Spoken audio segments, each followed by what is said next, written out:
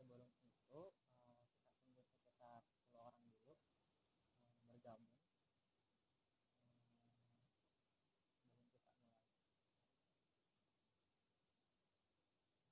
tunggu dulu ya 10 orang kurang lebih, baru kita sama Bata untuk sharing-sharing tentang bagaimana sih budaya literasi ada di media. Namanya materi kita ini adalah mahasiswa S2 studian topologi di Oxford University yang ada di New Zealand. Jadi sebelum itu ayo diajak teman-teman yang lain bergabung. Cek ini masih ada suara, cek. أعوذ بالله من الشيطان الرجيم.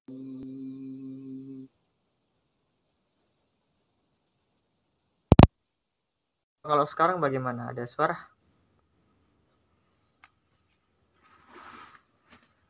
Sudah ada ya. Kalau sekarang Kak bagaimana? Tidak ada suaranya.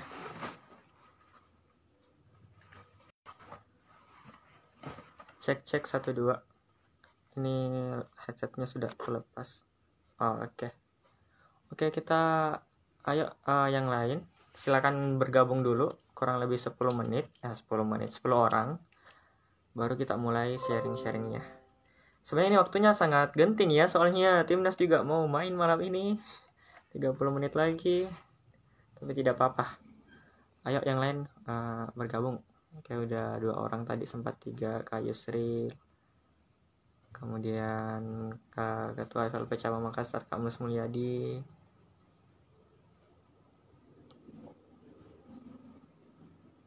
Oke, Kak Batanya katanya baru singgah ke kafe.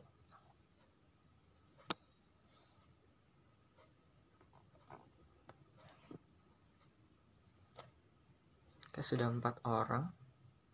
Bentar ya.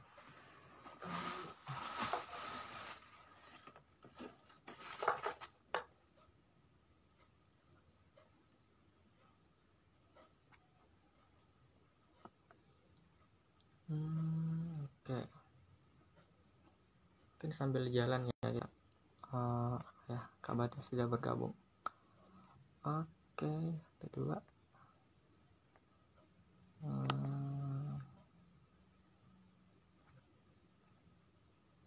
Kita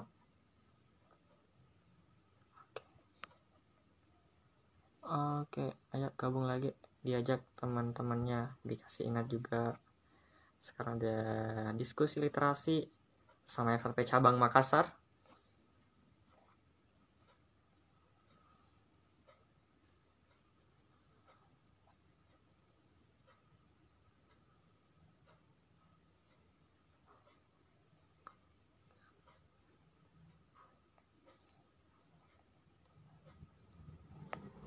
Oke, saya kebetulan kita tunggu ya viewersnya sambil jalan kali ya. Jadi kita undang saja kalau begitu pemateri kita.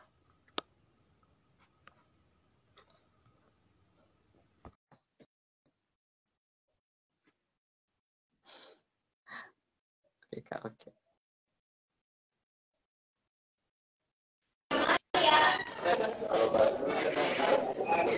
Assalamualaikum Kak. Assalamualaikum. Suara gue terdengar nggak Kak? Ada suara? Assalamualaikum. Ada suara? Kecil suara saya. Tapi suaraku ya bagaimana Kak? Jelas? Bagus. Kalau begini Kak bagus.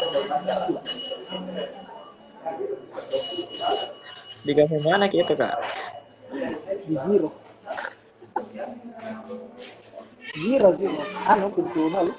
Pintu nol. DK aja balik Kak. Oke, terima kasih juga. Akun Netflixnya. Kayaknya kalau ke kalau perlu mungkin sudah sampai Kak. Jadi singgah kan sih. Bergelembung ki suara tak Kak? Tidak terlalu bisa aku dengar. Tunggu. cek cek. Halo, Ah, ada di sana? ya lumayan bisa terdengar lah. Iya, dengan Iya iya. kecil. Sebagai jelas Masih kecil, dari agak bergelum. masih kecil. Iya pakai pakai headset. Ah, Kalau ya sekarang, masih kecil ke suara Kak. kalau begini bagus. Tidak. Ah, itu lihat Kak. Mungkin segitu nih rata. Mana mic-nya nih Kak? Kalau begini, Ah, itu jelas itu. oh berarti ini mic. Ini berarti mic-nya. Iya, jelas begitu. Jelas ini. Begitu saya di. Jelas banget nih Kak itu. Ya, wih ada Bang Ya, NZNC saya lihat. nih, Bang abang andalanku. Ah, Ya, mulai makasih, saja. Kak. Kayaknya sering-sering Supaya cepat Kak pulang. Left side. Siap. NZNC nih Ya, andalan. NZNC ini karena kita bahas literasi ya.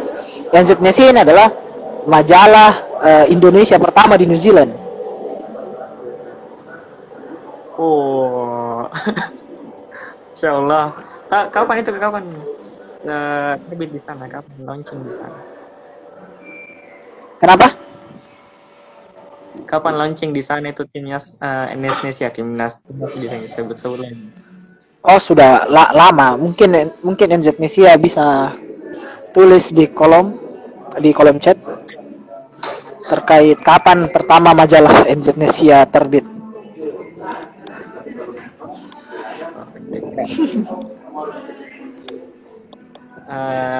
Tanpa berlama-lama lagi nih Kak, aku buka nih Kak.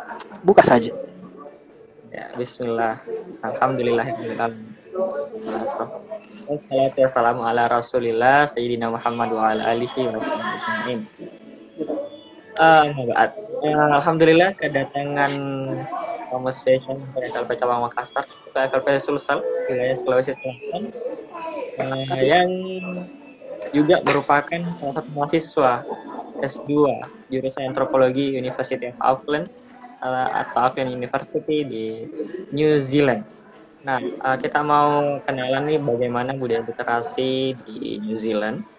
Tapi sebelumnya mungkin sesi pertama dulu kita cerita-cerita sedikit. Kak Bapak bisa nggak cerita sedikit tentang pengalamannya? Kenapa sih harus memilih New Zealand? Kemudian apa yang menjadi interestnya kakak tuh harus kuliah di sana? Wah ini bahas literasi atau bahas studi? Harus kita latar belakang atau kenapa tiba-tiba di sana gitu. Sempat itu di awal dulu itu jalan gitu. Ini suaraku semakin jelas itu? Iya Kak. Jelas sih kalau begini toh. Tuh saya icip kopi dulu ya. Iya, kenapa saya pilih New Zealand? Sebenarnya ada banyak pertimbangan, banyak sekali pertimbangan. Kalau pertimbangan personal mungkin kemarin karena awalnya kan saya mau daftar di Belanda. Nah, daftar di Belanda cuman waktu saya daftar itu untuk aplikasi tahun itu sudah tutup.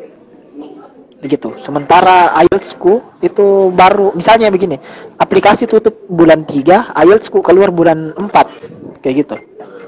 Nah, kalau saya mau daftar Belanda, maka saya harus tunggu tahun depan. Kan, kalau saya tidak mau menunggu, jadi mending saya cari kampus lain gitu loh, yang lebih bagus. Nah, akhirnya saya cari-cari, sepertinya kampus di University of Auckland itu bagus juga.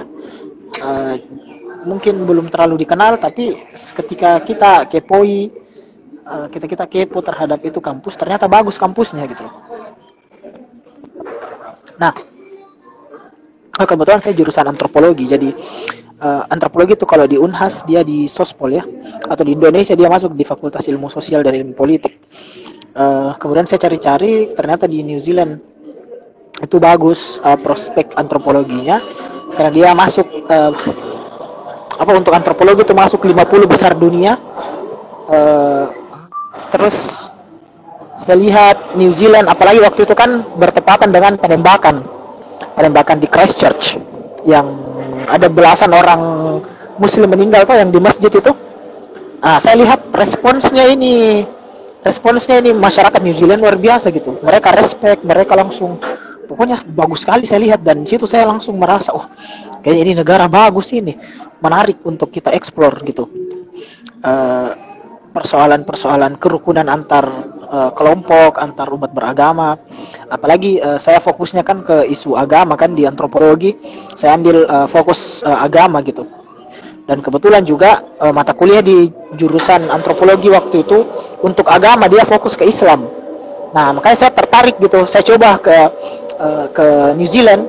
Jadi ada alasan personal karena emang Belanda sudah tutup dan ada alasan-alasan lain di luar itu. Makanya saya milih New Zealand. Dan sampai di sana ternyata saya tidak menyesal gitu. Saya bisa ketemu banyak orang-orang yang luar biasa, budaya akademik yang bagus, budaya literasi yang bagus, dan ada Abang Indonesia. Gimana Bang? Iya. Udah. Ya begitu kira-kira San. Tidak sempat jika Kak merasa tershock begitu tiba-tiba ke New Zealand atau yang lainnya di sana. Kenapa? Tidak sempat jika culture shock. Padahal kalau tidak salah itu sangat minim yang beragama tadi. Kalau culture shock memang saya kira semua orang punya ya. Maksudnya semua orang bisa mengalami itu gitu. Yang berbeda itu misalnya level culture shocknya, ada mungkin yang culture shock sampai shock sekali dan sakit, ada yang culture shock biasa saja, kaget saja gitu loh. Kalau saya mungkin culture shock dibilang ya, saya dalam beberapa poin saya culture shock juga, misalnya kayak ternyata di sini mayoritasnya itu adalah non beragama gitu, jadi hampir 60% itu orang New Zealand memilih untuk tidak berafiliasi dengan agama manapun gitu. Ya, itu yang kadang membuat saya juga culture shock. Cuman kan ya saya kira itu adalah dinamika gitu loh, dinamika dunia yang semua, maksudku ya itu yang terjadi di dunia saat ini dan mau tidak mau kita harus hadapi. Bang Indonesia, terima kasih banyak. Paket dari mana ini? Paket dari Jepang ya? Luar biasa ini. Ada nama panggilan Kak Isanya, kenapa kayak Batski gitu. Dipanggil Batski sama Kak Neasnesia ini. Batski tuh Batski tuh panggilan biasa sih. Kayak gimana ya? Iya, panggilan aneh gitu. Kayak Babs kan biasa bilang Babski gitu kan.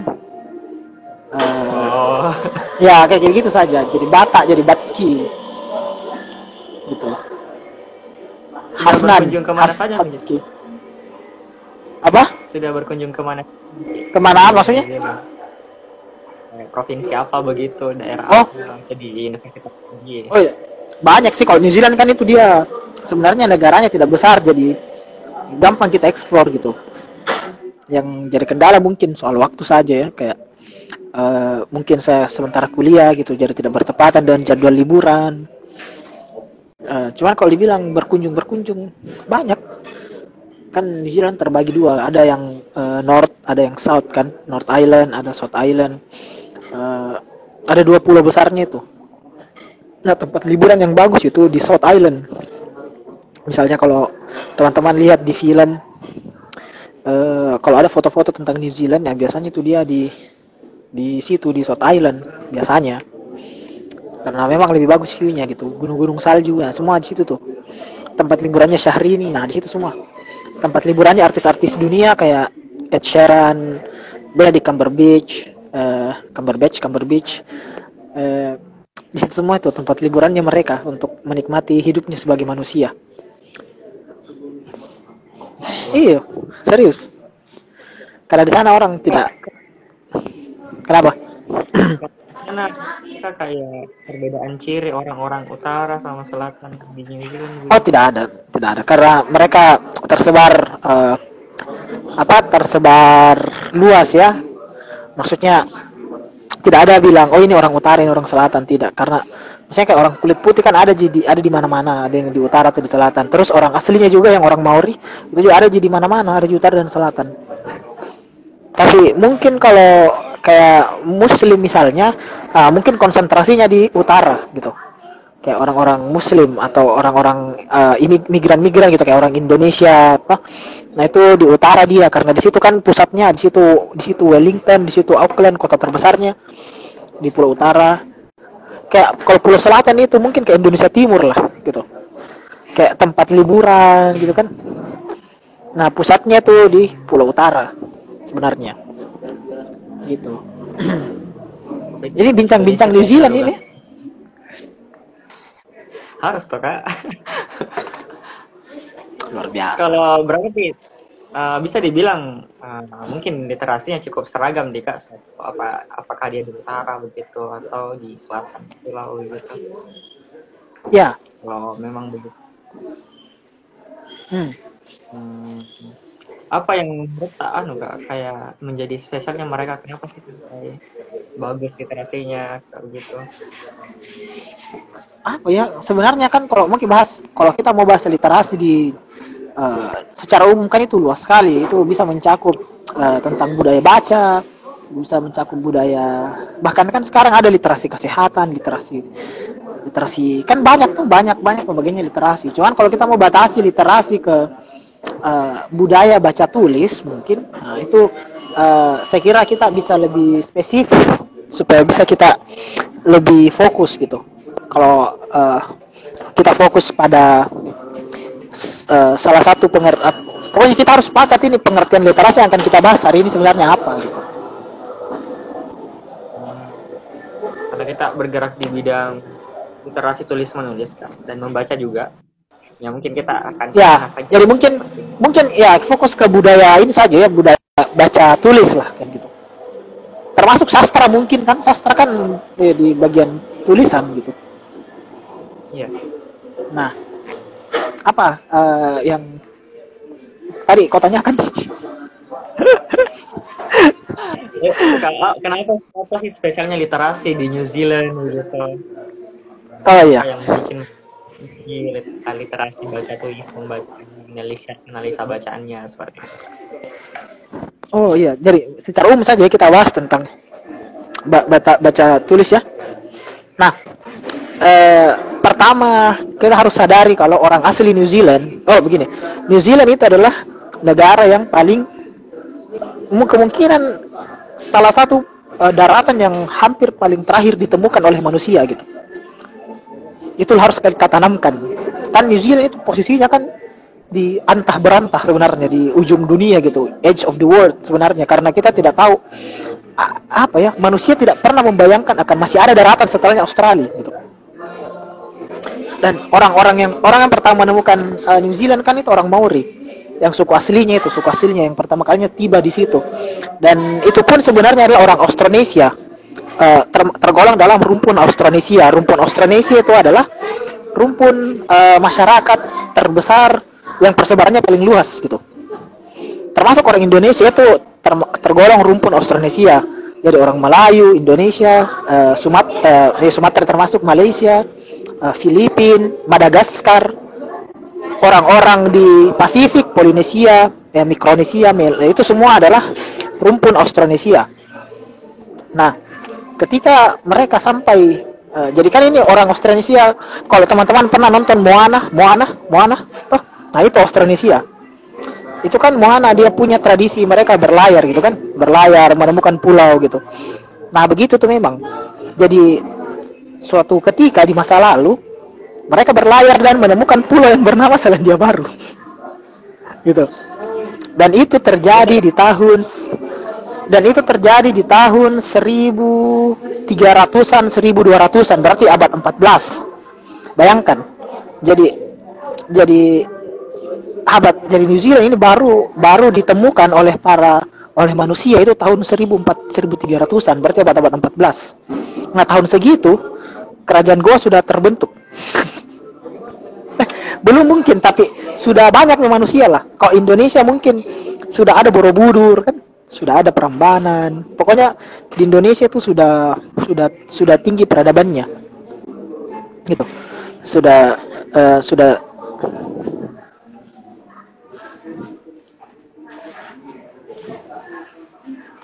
sudah tinggi peradabannya gitu.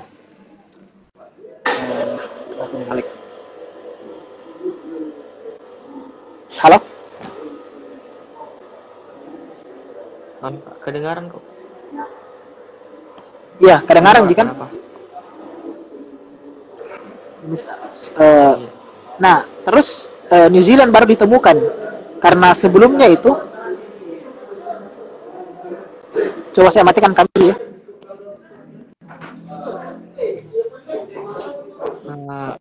Rizky jaringannya tak. Iya. Saya coba.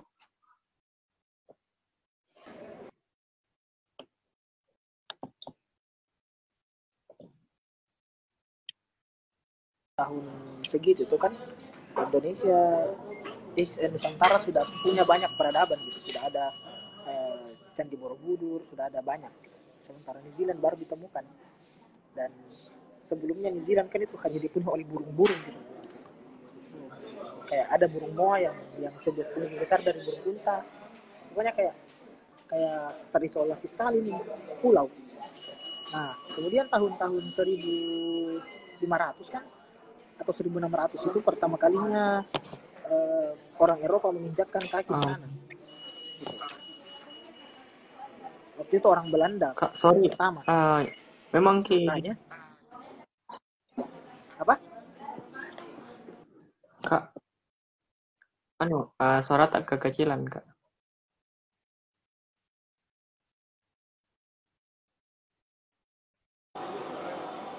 Tunggu sebentar ya. Iya.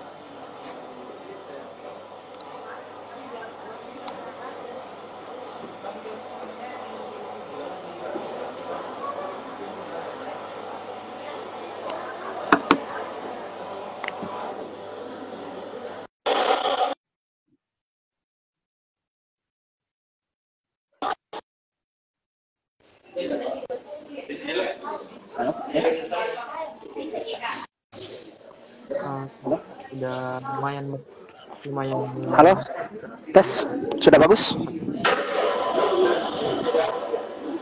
Iya, jadi tadi jaringanku agak bermasalah. Sampai mana tadi? Ya, intinya begitu ya. Intinya orang Eropa kemudian datang tahun-tahun 1500, 1600 dan terjadilah kontak antara orang Eropa dan orang asli gitu. Nah,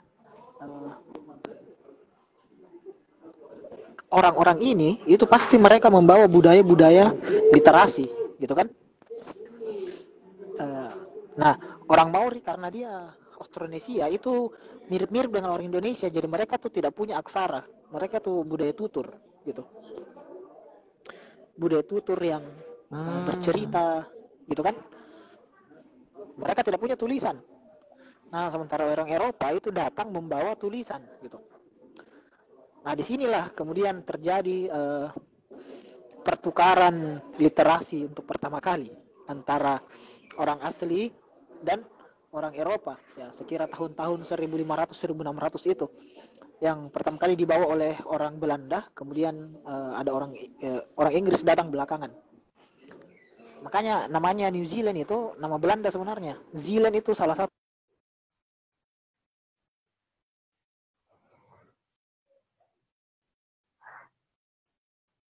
Oh ya Kak, tadi kenapa Zealandnya?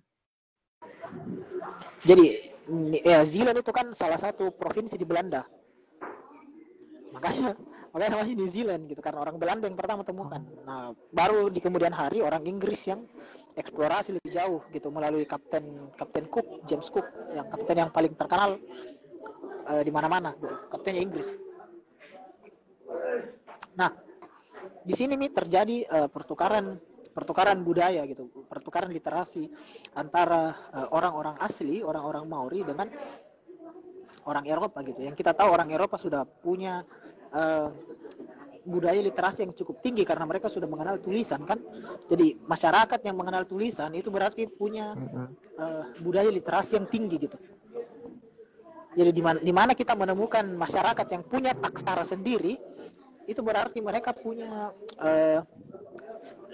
tingkat literasi yang tinggi gitu. Nah, makanya teman-teman yang mungkin orang Bugis Bugis, Makassar, Jawa, Sunda mungkin, nah itu harus berbangga karena punya aksara sendiri gitu. Nah, kemudian ini kemudian mempengaruhi literasi New Zealand di kemudian hari. Nah, sekarang itu hampir lebih banyak jumlah penulis di Selandia Baru ya, penulis yang punya latar belakang bule, yang kulit putih daripada orang asli. Ada banyak orang asli, cuman lebih banyak lagi orang kulit putih. Karena budayanya mereka ya sudah seperti itu memang, gitu. Jadi begitu kira-kira lanskap secara umum bagaimana budaya literasi secara umum ya di New Zealand gitu. Antara kita bisa bilang masih ada orang-orang asli yang lebih fokus ke budaya tutur, sementara ada banyak keturunan orang kulit putih yang sudah mengenal memang sudah jauh-jauh hari mengenal tulisan dan sudah terbiasa dengan budaya baca tulis gitu kan. Nah, terus ada lagi misalnya kayak orang-orang pendatang kayak migran gitu kan dari India, dari China, dari Timur Tengah. Nah, ini juga membawa literasi, membawa budaya-budaya literasinya, dan ini yang memperkaya khazanah literasi di Selandia Baru gitu. Jadi bukan cuman kayak dibilang orang Selandia Baru asli gitu, bukan cuman orang kulit putih atau orang Maori, orang aslinya, tapi ada banyak orang-orang luar juga yang turut berkontribusi terhadap pengembangan literasi di Selandia Baru gitu.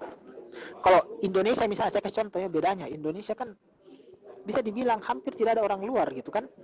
Hampir misalnya tidak ada orang India yang menjadi penulis di Selandia Baru atau di Indonesia, atau kayak keturunan ada mungkin, tapi kalau orang yang misalnya lahir dari sana kemudian jadi penulis di Indonesia kan hampir tidak ada, karena sangat beda gitu kan sastra Indonesia. Sementara sastra yang dimaksud ini tulisan, mungkin karena tulisannya juga beda ya, karena ada tulisan kalau di Selandia Baru kan kita pakai bahasa Inggris gitu, bahasa internasional. Nah, di Indonesia mungkin karena bahasa Indonesia saja, jadi fokus ke sastra Indonesia saja. Saya kira begitu dulu yang umum dari pertanyaan tadi. Ya, ngobrol-ngobrol saja ya. Kak, tapi tadi sebenarnya mau Kak tadi bertanya, kenapa namanya New Zealand? Ternyata dari Belanda ada kata Zealand, ada kota di sana Zealand dia Kak. Kenapa? Terjawab nih deh.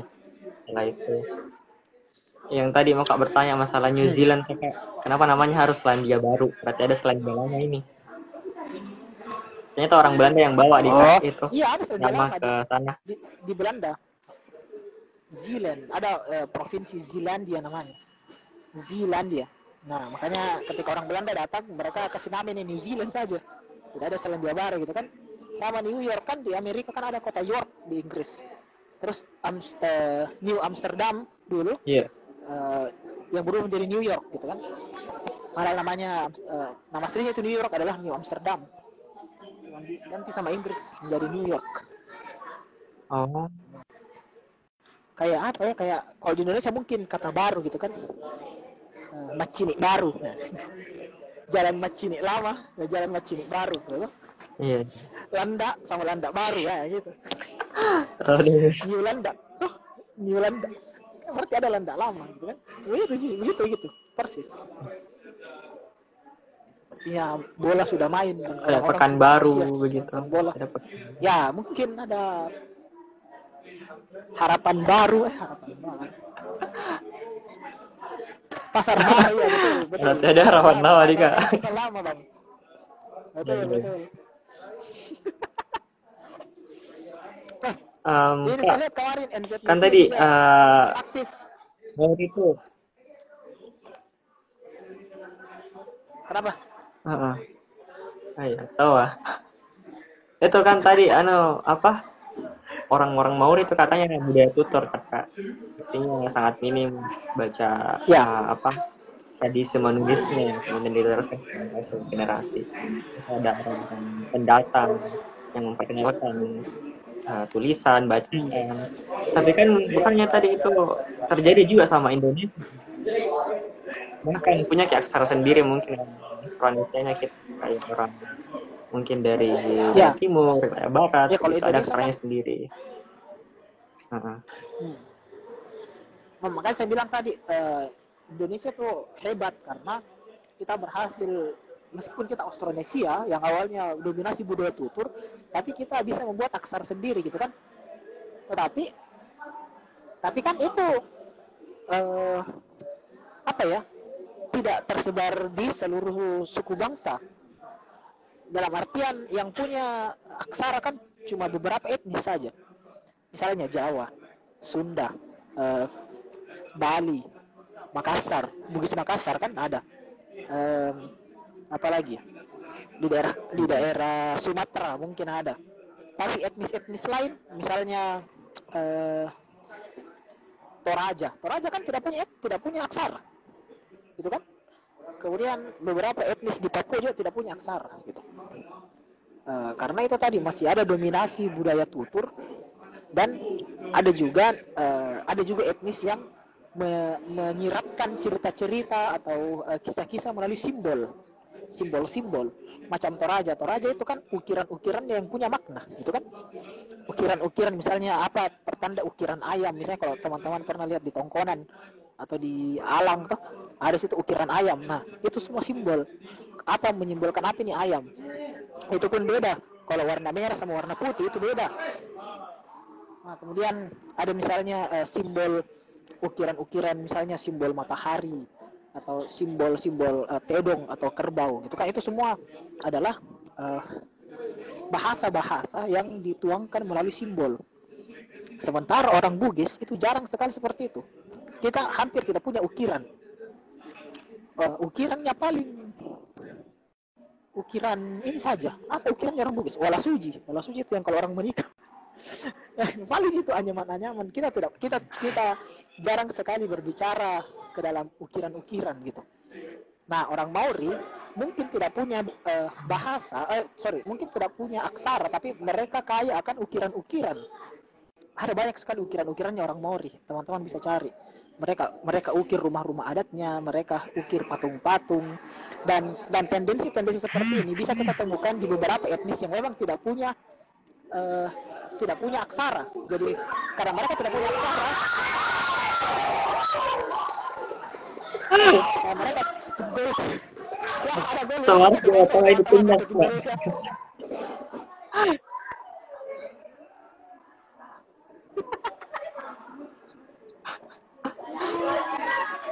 Ya, menit ke-7 Indonesia 1-0 teman-teman.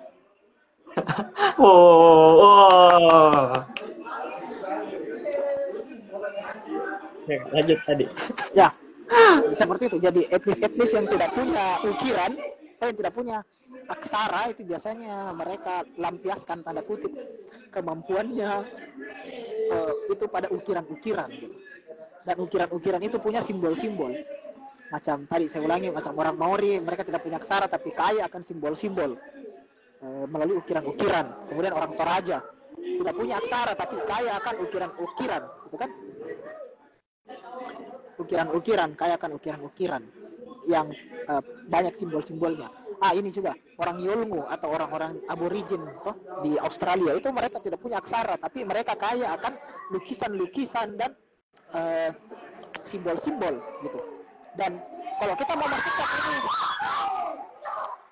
masukkan ini ke dalam literasi, nah itu bisa kita bilang ini adalah bagian dari literasi juga gitu kan. Karena kembali lagi seperti ini Hasnan, di dalam percakapannya Afrizal Malma, dia bilang sebenarnya apakah itu bahasa, apakah itu apa itu bahasa gitu kan. Apakah bahasa itu adalah huruf-huruf belaka gitu? Kenapa menulis puisi misalnya harus melalui huruf-huruf gitu? Nah, ini menarik karena bagi dalam perbincangan sastra perpuisian, Afrizal pernah bilang kalau simbol itu bisa kita bahasakan sebagai simbol itu bisa kita maknai sebagai kata atau bahasa itu sendiri, bahasa simbol. Misalnya kalau saya tulis seperti ini, misalnya saya tulis ini ya, misalnya saya tulis seperti ini di kolom chat. Apakah ini bukan kata? Apakah ini bukan bahasa? Emoticon. Ya, apakah itu bukan bahasa? Itu bahasa gitu. Apakah ini tidak boleh kita tuliskan dalam puisi? Bisa kan? Bisa saya tulis puisi seperti ini misalnya.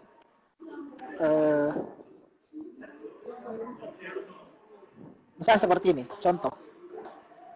Misalnya, kalau saya mau tulis masukkan emoticon dalam sebuah puisi, tidak masalah. Kalau kita, nah itu ada simbol dari Indonesia. Nah, ini kan simbol menarik karena dia multi interpretasi. Nah, bukankah puisi multi interpretasi? Bukankah puisi multi interpretatif, gitu kan? Bukankah puisi harus punya makna yang tidak satu gitu. Nah, kalau begitu, apakah itu bahasa? Apakah simbol bisa kita masukkan ke dalam bahasa? Oh, tentu saja. Gitu. Jadi makanya kalau kita mau bahas ukiran-ukiran yang penuh dengan simbol-simbol itu adalah bagian dari literasi, maka sebenarnya pun orang-orang yang punya literasi tulisan, maksud saya, orang-orang yang mengekspresikan budaya mereka melalui ukiran dan simbol, nah itu bisa kita kategorikan dalam literasi gitu. Dan ini diskusi yang sudah pernah dibawakan oleh Afrizal Malna waktu tahun 2017 kayaknya, waktu kita berbicara tentang kebaruan dalam puisi-puisinya Afrizal. Seperti itu. Olahraga telunjuk. Kemarin kita lihat simbol sudah dijadikan. Semafor berarti kan titik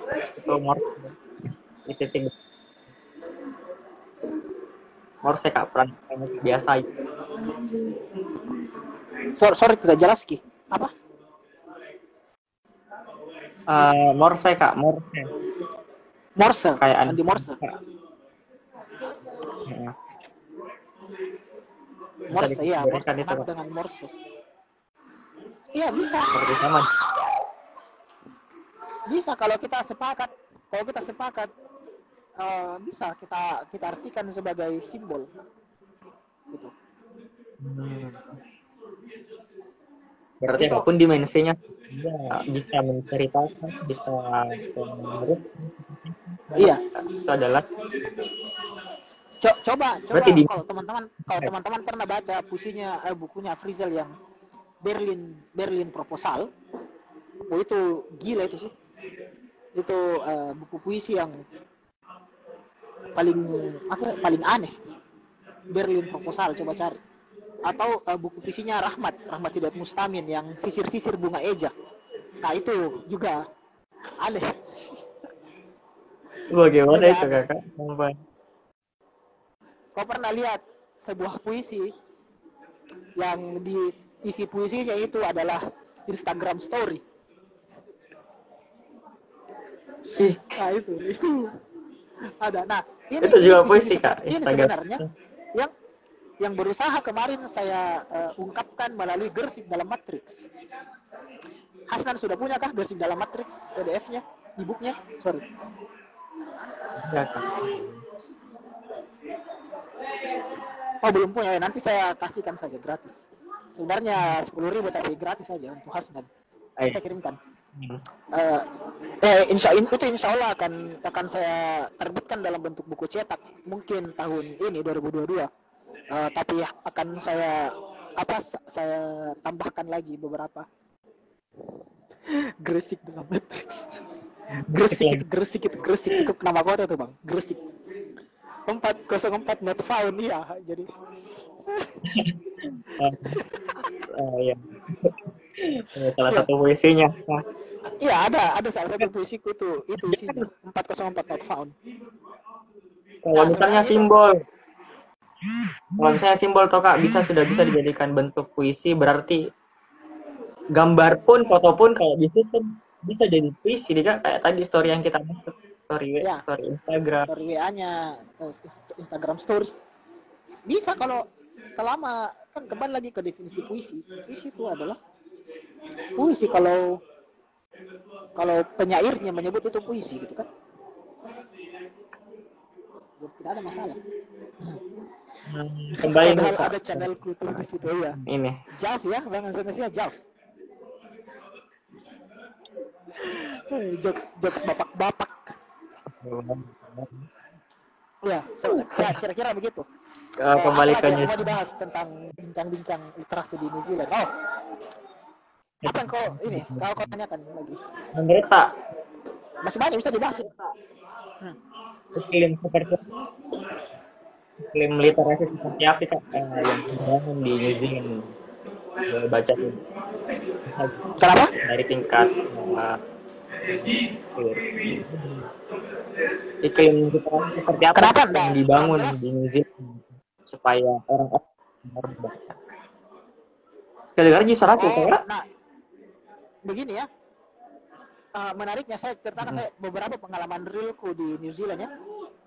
Jadi di New Zealand itu sepertinya orang-orang itu menjadikan membaca sebagai kewajiban yang kayak apa ya, kebutuhan primer selain makan dan minum. Membaca apapun. Suatu hari saya pernah lihat kayak waktu saya naik bus itu ada kakek-kakek tapi dia keturunan Chinese ya, karena kentara tuh Chinese, kakek-kakek, dan dia baca buku dalam bus gitu malam-malam kira-kira sekitar jam tujuan gitu habis maghrib. Nah saya lihat bagus ini karena ini kakek-kakek dia sudah tua tapi dia masih baca buku di atas bus. Nah pengalaman kedua yang paling mencengangkan adalah pemulung. Homeless orang yang tidak punya rumah. Yang kalau di New Zealand dia jadi tukang minta-minta. Oh, Apakah itu bahasa Indonesianya? Peminta-minta. Suatu hari saya jalan-jalan naik skuter dan ini peminta-minta, dia homeless, duduk di pinggir jalan dan dia baca buku. Bayangkan.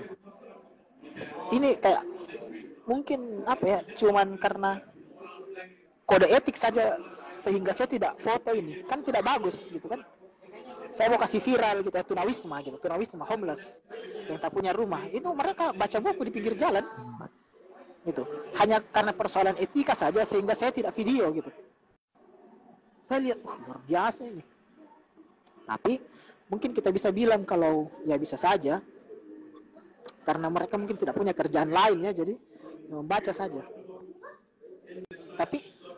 Tapi kalau pemulungnya saja atau tunawismanya seperti itu, bagaimana dengan kaum terdidiknya gitu, mahasiswanya atau orang-orang yang bersekolah gitu kan? Membaca menjadi sesuatu yang kayak keren sekali gitu. Karena di sana setiap kecamatannya kita bahasakan setiap kecamatan itu ada perpustakaannya yang lumayan bagus gitu dan terpakai. Maksud saya bagus buku-bukunya, terawat, dan orang-orang datang ke sana. Beda dengan di Indonesia gitu. Kalau kita bercermin, misalnya di Makassar, itu perpustakaan tingkat kelurahan mungkin. Ada, tapi antara ada dan tiada gitu. Karena ada yang diadakan, tapi hanya sebatas proyek belaka gitu. Proyek. Ada pengadaan perpustakaan. Padahal ini perpustakaannya tidak pernah diisi. Tapi ada laporan pertanggungjawabannya. Untuk minta anggaran untuk tahun depannya gitu kan aneh. TBM tidak jelas gitu kan, minta saja anggaran padahal tidak ada TBM fiktif gitu. Banyak yang seperti itu. Ini mungkin Bank Indonesia bisa liput ini karena hal kayak begini nih banyak terjadi gitu di Makassar. Dan saya sering berdiskusi dengan ada TBM yang memang TBM akar rumput gitu, yang memang dari akar rumput kayak TBM rumah baca si Pakainga yang di Jalan Veteran itu, yang di bawah pohon rindang. Nah itu TBM yang asli gitu, tanda kutip asli ya, karena mereka tidak tidak tidak terima dana dari pemerintah, tapi aktif gitu, aktif pernah ada kegiatannya untuk memberikan pengajaran kepada pemulung baca tulis, dan orang-orang singgah di sana ngopi sambil baca-baca buku, tapi tidak pernah menerima dana dari pemerintah. Sementara ada TBM yang selalu terima dana, tapi tidak jelas gimana ini TBM-nya gitu. Kan aneh gitu kan. Jadi antara ada dan tiada gitu. Sementara di New Zealand ini sangat betul-betul dipelihara yang seperti itu. Ini juga unik. Ada banyak toko buku di pinggir-pinggir jalan. Kalau kita kan mungkin ya kita juga banyak sebenarnya. Cuman yang membedakan adalah buku-buku di Indonesia itu selalu tersampul plastik kan? Tersampul plastik. Sementara di New Zealand tidak ada buku yang tersampul plastik. Iya. Tidak ada, buku baru tidak ada. Kalau di Indonesia mungkin kayak apa ini? Jadi bebas baca di sudah dibuka, kita ke Gramedia. Iya, kita ke Gramedia, kita cari buku yang masih terplastik kan? Karena kalau sudah terbuka plastiknya kita rasa ini sudah tidak baru lagi, gitu. Sementara di New Zealand tidak ada lagi plastik, gitu. Langsung buku saja. Kalau kita beli buku ya itu saja beli. Tidak ada yang terplastik karena kepeduliannya mereka terhadap lingkungan. Itu bahkan sampai ke situ tuh mereka pikirkan. Gitu. Dan harga bukunya murah dalam artian seperti ini. Ada buku yang harganya $20, $25. $25 itu sama dengan kalau kita kurskan ya, itu 250.000. Oke, itu mahal mungkin kalau standar Indonesia. Tapi kalau standar New Zealand, makan di luar 15.000 itu harga makanan. Jadi kan tidak jauh beda gitu kan, harganya harga makanan sama harga buku. Sementara kita misalnya kita makan di luar 15.000 misalnya, 15.000 makan di warung-warung kan, warung pinggir jalan 15.000. Harga buku 60.000, 70.000, kan jauh bedanya kan? Gitu. Makanya bisa dibilang buku itu murah. Gitu.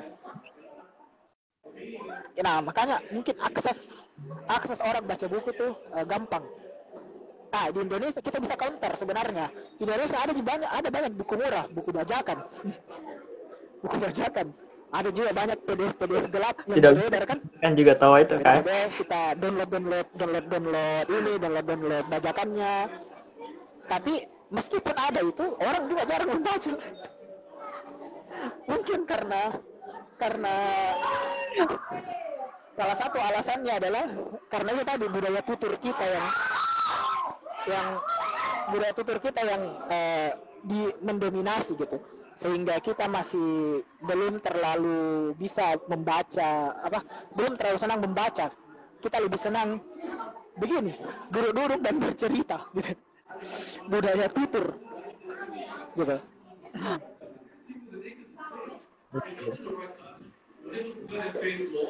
Ya tadi yang masalah kalau tidak ada sampai ada pembatasan untuk kembali langsung baca dulu toko buku. Terus apa yang menjadi kenapa? Untuk memiliki dibanding ada kesalahan Apa? Kenapa? Apa yang menjadi hasrat mereka bukunya kak? Apa yang menjadi alasan mereka untuk memiliki buku kak begitu? Kan bisa juga akses untuk dibaca langsung di tokonya gitu. Iya. Orang di sana jarang mau pinjam. Misalnya saya punya buku, ya saya harus beli. Saya tidak mau pinjam ke teman saya, mungkin karena merasa bahwa mending kau beli sendiri gitu kan. Kau bisa punya dan punya koleksi, apalagi kan harganya tidak seberapa, murah. Ya mending saya beli saja gitu. Koleksi juga mungkin ada kepuasan pribadi, dan mereka kayak tidak mau merepotkan orang gitu loh. Tidak mau merepotkan orang, dan mereka sadar juga kalau mereka beli itu akan mendukung ini penulis, karena ada buku yang laku kan. Itu mereka menghargai penulisnya gitu. Makanya mereka tidak mau ada bajakan-bajakan kecuali terpaksa. Dalam artian kalau kita sedang kuliah dan ini bahan kuliahnya tidak ada di internet, harus ke jurnal yang berbayar. Sementara akses universitas tidak bisa buka itu jurnal yang berbayar, terpaksa temanku download buku gelap. Yang seperti itu ada juga, praktik-praktik seperti itu ada pasti. Ada. Itu setelah berusaha, tapi itu setelah berusaha. Bahkan Tidak di perpustakaan, tidak di mana-mana, sudah terpaksa kita download gitu kan. Panjang umur ilmu pengetahuan, guys. Ya. berarti ada juga fenomena saya kayak gitu di sana juga. Kenapa?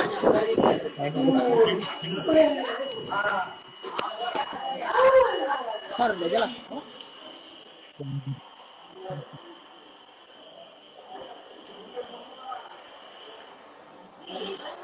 Apa Kedengaran kau nggak bilang? suaraku Jelas. sekarang kak? Ada berarti ada kayak fenomena Sci-Hub di sana begitu. Kayak yang itu Sci-Hub, yang SCI Hub, yang jurnal open access, yang walaupun berbayar tapi melalui ini. Oh iya. Sci-Hub. Iya, ada. Ada temanku yang akses. Itu ada juga seperti itu. Cuman bagusnya kan kayak misalnya di universitas kan semua mahasiswa dapat akun universitas. Kalau di Indonesia mungkin baru beberapa kampus yang begitu kan, kayak mungkin di Mataram kak, di mana gitu ada kampus yang seperti itu, dia kasih mahasiswanya akun universitasnya. Jadi @unhas misalnya @unhas.ac.id misalnya kan. Nah, misalnya Hasnan @unhas.ac.id. Jadi semua mahasiswa punya akun seperti itu dan itu bisa dipakai untuk mengakses beberapa jurnal, dapat G Drive unlimited gitu. Jadi tidak serempong di Indonesia yang harus apa gitu. Gitu. Oh, saya lupa Hasnan. Ada juga gerakan-gerakan. Ya, kenapa? Terus kan begitu dulu kak, penasaran kak tadi. Oh, tidak. Lanjutkan Jadi ada tadi juga yang kalau kita kan di Indonesia ada MWF kan. Ada MWF kan kita kan. Terus ada juga URWF gitu. Ubud International Readers and Writer Festival. Terus Makassar International Writer Festival gitu. Ada banyak festival-festival begitu di Indonesia.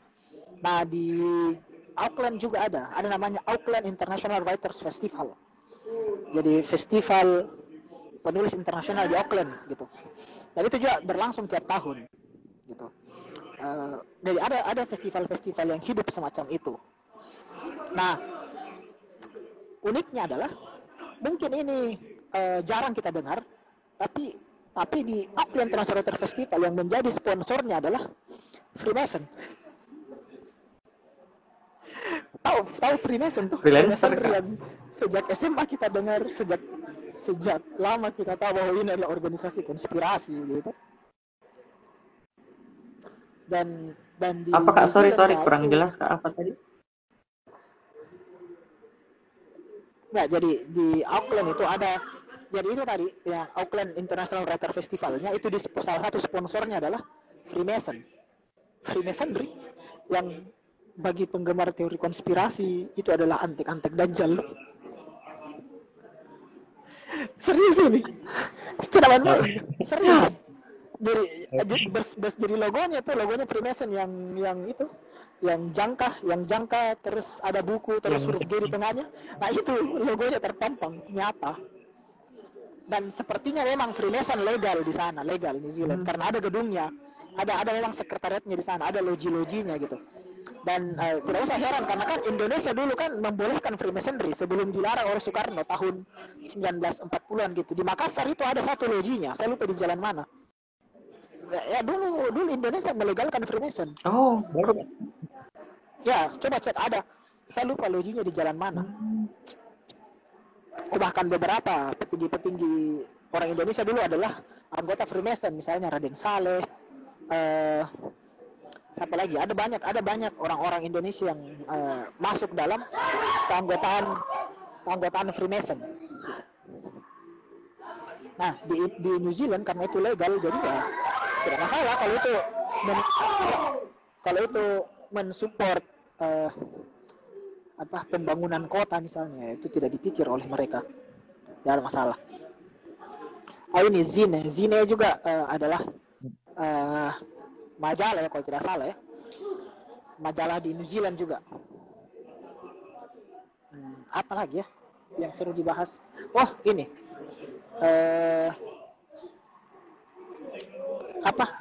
kalau di Indonesia kan itu ada banyak sekali portal-portal berita kan, misalnya berita1.com, Iya kak. Sindo Koran News, Sindo. ada lagi Tribun Jatim lah, Tribun apalah toh. Ada banyak sekali tuh portal-portal berita tidak jelas. Nah, di New Zealand itu tidak ada seperti itu. Di New Zealand itu sumber berita cuma dua. Sumber berita cuma dua. Kalau bukan NZ Herald, apalagi saat itu saya lupa. Tapi NZ Herald yang paling sering kita tahu. NZ Herald itu semacam Kompas lah. Nah, kayak begitu. Jadi beritanya itu jadi jadi hoax itu sangat bisa terkontrol gitu kan, karena portal beritanya itu cuman beberapa saja gitu. Nah, staff jadi kayak terbatas portal, tidak ada portal berita tidak jelas, misalnya NZ1 atau portal NZ, tidak ada. Ada beberapa portal berita yang jelas dan tidak clickbait gitu, tidak clickbait. Berita-beritanya tidak clickbait dan beritanya utuh. Sementara di Indonesia beritanya itu satu berita itu terpecah menjadi beberapa bagian gitu kan. Kayak misalnya kita mau membahas tentang Pak Jokowi pergi ke NTT untuk meresmikan apa, itu beritanya bisa lebih dari 5 pecahannya. Ini yang dibilang Jokowi saat hadir, gitu kan? Terus ada lagi fakta-fakta unik Jokowi di NTT. Terus ada lagi misalnya Jokowi menghadiri peresmian ini. Padahal itu semua bisa masuk dalam satu saja berita gitu. Nah itu sih aku bilang tadi ya, apakah dengan jumlah berita seperti itu tidak terkesan dikontrol begitu? Ada yang mau orang berita? Ya, itu dilematisnya. Karena sedikit jadi kayak seolah-olah suara rakyat itu tidak menyeluruh gitu kan.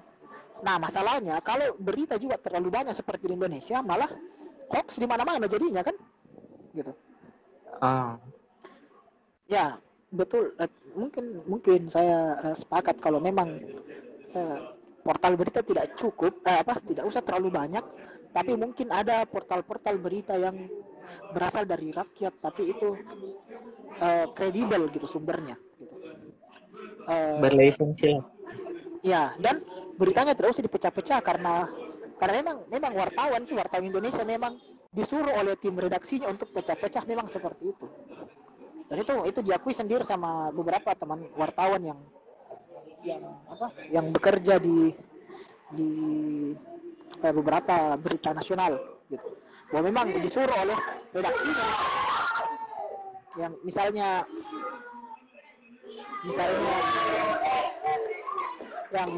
hanya bisa selesai dalam satu tema, tapi disuruh pecah-pecah beritanya biar banyak AdSense gitu kan. Banyak berita kan banyak yang diklik-klik, berarti banyak AdSense. Sementara di New Zealand mungkin tidak terlalu memikirkan itu. Ya kira-kira begitulah. Kalau bisa televisi mungkin media hiburan begitu. Apakah ada hubungannya juga dengan media hiburan? Iya, ada juga televisi, maksudnya bagus juga televisinya, cuman tidak ada program-program, menurut saya tidak ada program-program yang memburuhkan menurutku kalau beritanya, kalau TV-nya New Zealand gitu, karena apa ya,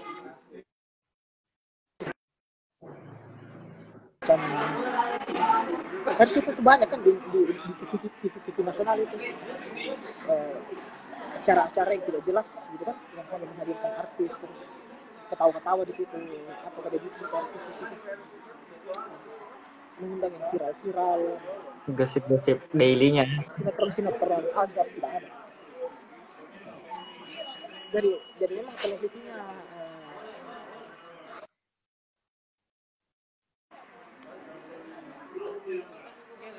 Ya, Nasir, ada tidak mungkin cara kita untuk meniru atau mengadaptasi literasinya New Zealand supaya kita memiliki juga tunggu sebentar. meningkatkan juga literasi Indonesia? Ada cara untuk mendidik mereka, ada suasananya juga kita bedakan gitu.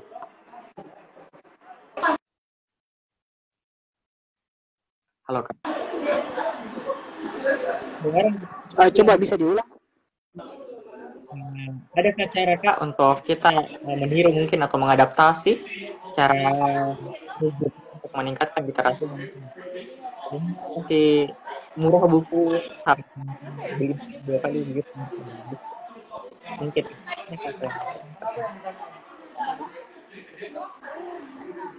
Apa ya?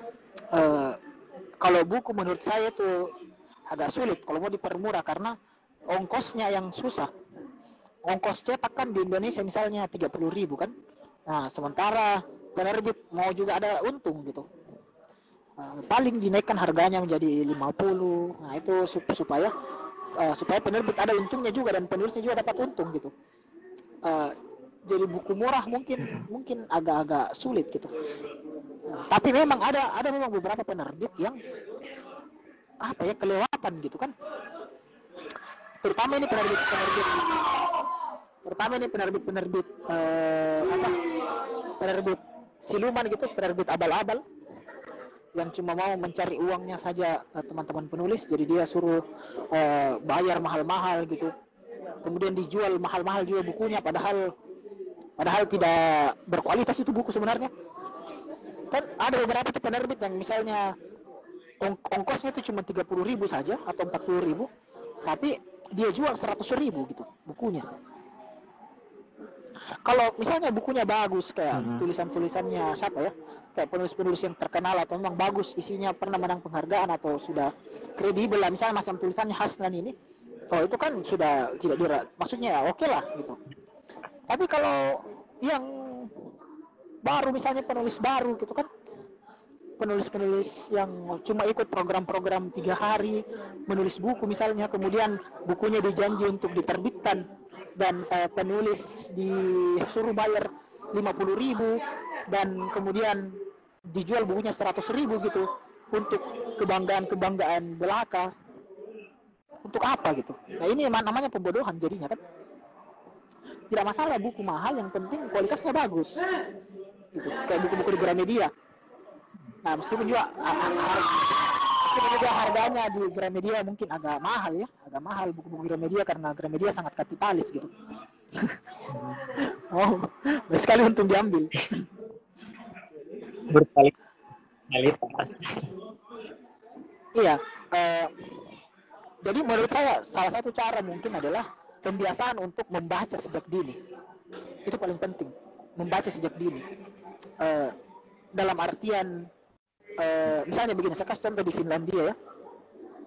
Di Finlandia itu bahkan sebelum bayi lahir itu sudah dibekali dengan buku gitu. Jadi ada diberikan buku untuk si ibunya ini membacakan dongeng untuk diri, untuk anaknya yang dalam kandungan. Jadi dalam kandungan itu sudah dibiasakan untuk membaca, kayak dibacakan cerita gitu. Dalam kandungan. Ya, pokoknya dikasih paket-paket untuk mencerdaskan anak lah, gitu. Membiasakan ini budaya literasi. Terus setelah anaknya lahir kan dibacakan dongeng lewat buku-buku. Jadi perlu saya kira pembiasaan untuk anak itu melihat bahwa membaca itu penting gitu. Nah, salah satu contohnya juga adalah bisa dimulai dari orang tua. Jadi orang tua memberikan contoh kepada anaknya, baca buku misalnya, dilihat bersama anak gitu kan. Jadi anak ini suka membaca gitu. Nah, kira-kira itu mungkin cara-cara efektif dan pokoknya membiasakan orang ini melihat mulailah dari generasi kita yang di bawah ini, generasi masih kecil, supaya mereka sudah terbiasa dengan bacaan, terbiasa dengan buku bukan lagi hal yang membuat mereka alergi gitu. Ada buku, udah aja deh membaca, udah aja deh gitu. Dari orang terdekatnya. Buku. Ya bisa. Jadi anak-anak mencontoh bacaan, membaca itu. Oh iya, terus waktu misalnya di Jerman juga sambil contoh, waktu ke Jerman kemarin 2015 itu orang yang saya tempati rumahnya, itu kan saya tinggal di rumahnya selama sebulan gitu. Nah, di toiletnya itu toilet tempat buang air besar itu, di belakangnya itu toilet ada rak buku ini loh. Jadi orang mungkin duduk ya sambil melanjutkan bacaannya gitu kan. Nah ini asik. Nah, memang toiletnya toilet yang ya tidak basah lah gitu kan, jadi cuma boker, buang air gitu, flush gitu kan, jadi tidak basah kemana-mana. Tapi ini fakta yang menarik bahwa bahkan di toilet pun ada itu buku gitu. Gitu loh maksud saya. Itu maksudku, pembiasaan untuk baca.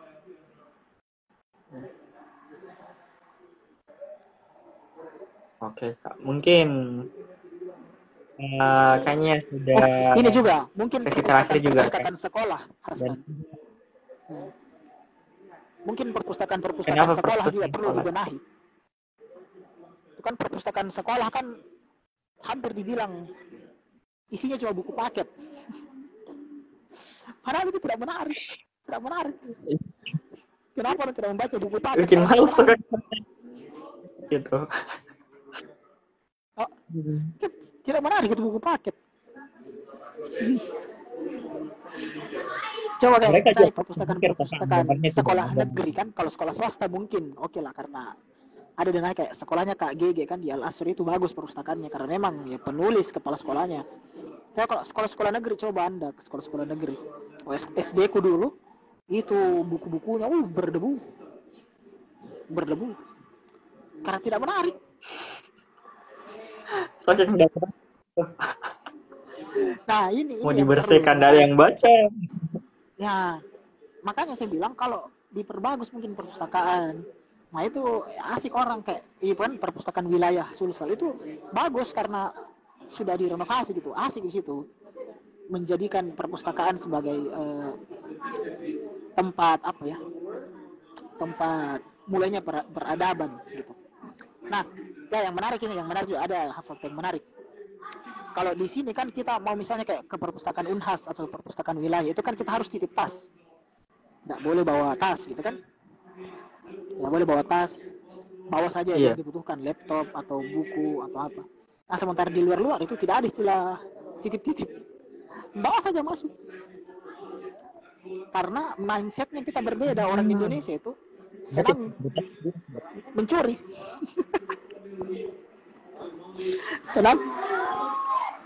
senang mengambil buku orang dan tidak mengembalikan. Nah, sementara di luar itu tidak ada mental seperti itu, tidak ada.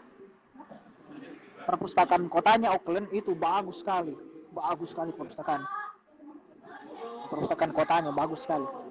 Ada komik dalam, ada novel, komik, ada banyak komik Naruto apa segala macam, edisi terbaru ada serius. Kayak ke Gramedia tapi perpustakaan. Terus ada ruang multimedianya dan sangat bagus sekali. Update National Geographic, majalah National Geographic update. Keren pokoknya itu perpustakaan. Saya senang ke sana dulu. Kalau di sini kan paling buku-buku tua dikasihkan komik selalu dikira bacaan anak. Itu hanya anak-anak baca komik. Padahal komik itu bisa jadi salah satu gerbang orang senang membaca. Karena sejujurnya saya senang membaca karena awalnya saya baca komik Digimon, Naruto. Berarti ada tahu harus dihapuskan. Ya, sementara kalau Nggak bisa orang dibaca kalau di sekolah misalnya baca komik, malah disita komiknya. Coba bawa komik pergi sekolah, disita pasti.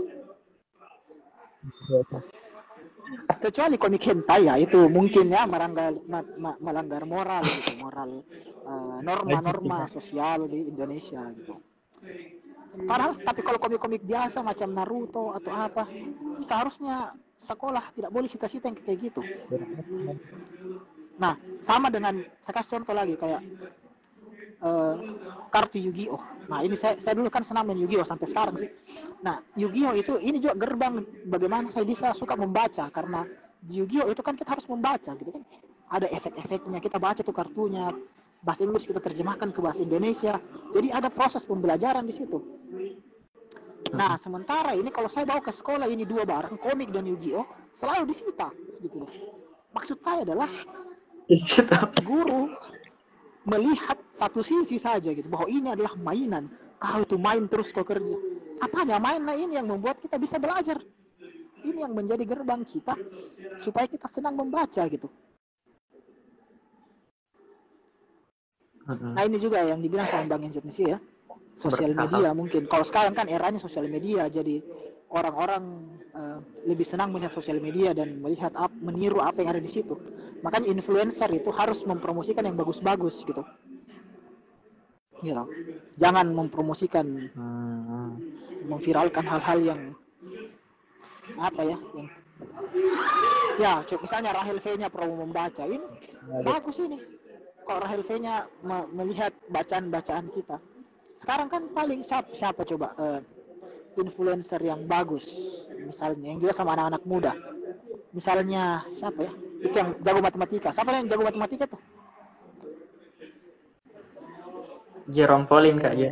Jerome Pauline. Ya, itu mungkin bagus karena membuat orang ternyata matematika bagus. Tapi yang lain-lain mungkin siapa? Paling ini Ria Ricis, harusnya itu dia bisa lebih bijak lagi menggunakan kemampuannya gitu. Apalagi dia kan misalnya adiknya Ustadz gitu kan. Bagus keluarganya. Mungkin bagus kalau dia memberikan pengaruh-pengaruh yang bagus. Misalnya mungkin ada suatu hari dia posting bacaannya kah atau apa. Ini dia selalu squeeze saja terus. Squeeze atau nikahannya, maksud saya tidak apa-apa itu, tapi diselingi dengan misalnya bacaan apa yang dia baca gitu kan, biar followernya juga mengikut gitu. Betul Bang Indonesia, ini penting sekali nih. Influencer kita kadang-kadang mereka tidak menerapkan tidak punya merasa tidak punya tanggung jawab moral gitu. Padahal penting, dia harus sadari posisinya gitu. Oh, Deddy Corbuzier itu bagus karena Deddy Corbuzier dia sering memperlihatkan bacaan-bacaannya. Atau Gita Wirjawan mungkin ya, tapi Gita Wirjawan kan penontonnya mungkin ya jelas ya, bukan bocil lah penontonnya. Padahal yang harusnya dipengaruhi ini untuk suka membaca ya bocil-bocil gitu, yang nggak ada duitnya katanya Bang Indonesia. Ya tidak masalah ya, namanya kalau saya bahasakan mungkin itulah pada kutip CSR-nya ini artis gitu. Jadi bukan cuma perusahaan yang punya CSR, tapi artis pun harusnya punya CSR gitu. Selebgram harus punya CSR gitu. Kimi Hime pun harusnya dia memberikan, saya suka baca komik ini misalnya. Tidak masalah baca komik. Karena kita tidak pernah tahu dari mana orang senang membaca gitu. Kamu Hari, kalau Hasnan kenal ya, Kamu Hari, senior kita di FLP juga, penulis, mulai suka membaca setelah dia membaca cerita-cerita bokep. Bayangkan, dan Kamu Hari menulis cerita bokep awalnya. Tapi itulah gerbangnya Kamu Hari untuk menjadi seorang penulis, dan belakangan insaf kemudian mulai meneladani cerita-cerita Rasul, hikmah-hikmah dari kisah-kisah kenabian, kisah-kisah inspiratif yang berawal dari bokep. Ini terus terang saya sampaikan ya. Tapi itulah gerbangnya orang untuk mengenal literasi. Bisa bilang ini di luar moral. Tapi kalau macam komik, saya kira tadi kembali lagi ya. Kenapa itu komik harus selalu disita gitu? Kenapa? Padahal itu adalah gerbang orang untuk mulai senang membaca. Itu kali ya. Sudah jam berapa ini, guys? Mulai Saya mau dari nonton 6 menit. Indonesia. Iya, Kak. Mau sekali nonton Indonesia saya ya Allah. Oh ya Kak, Tidak, sebelum kita saya tutup santai barangkali sebenarnya, ada cuma closing mungkin statement. teman-teman yang lain. Atau ada pertanyaan lagi kah? Oh iya, Ada pertanyaan lain? tapi kayaknya cukup nih deh Kak. Kalau misalnya teman-teman si sebentar mungkin nggak apa-apa. Kalau yang Apa? sebelum kita closing.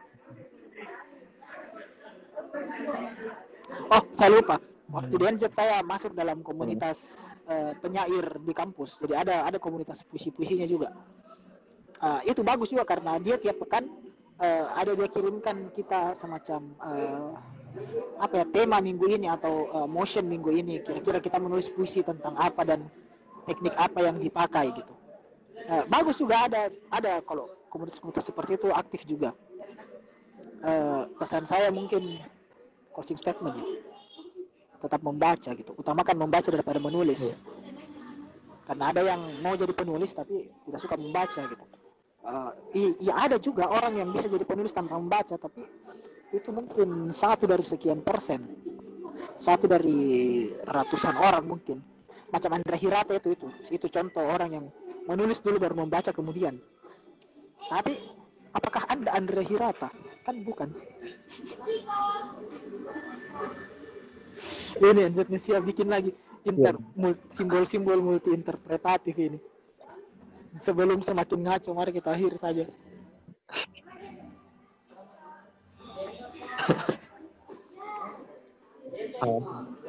Cukup Kak. Terima kasih ya kepada teman-teman yang sudah bergabung. Mungkin terima kasih banyak. Masih ada kah? Mas Hasan, ada yang mau sampaikan?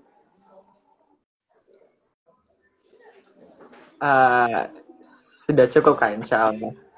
Mungkin sebagai penutup saya ucapkan terima kasih juga sama teman-teman yang sampai setia kurang lebih 1 jam bersama kepada inovasi dan Pak Batara Alfian mengenai diskusi dengan kita kali ini tentang bagaimana sih reformasi di Indonesia.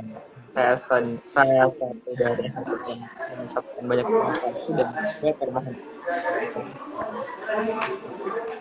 sehat. Banyak kalau melihat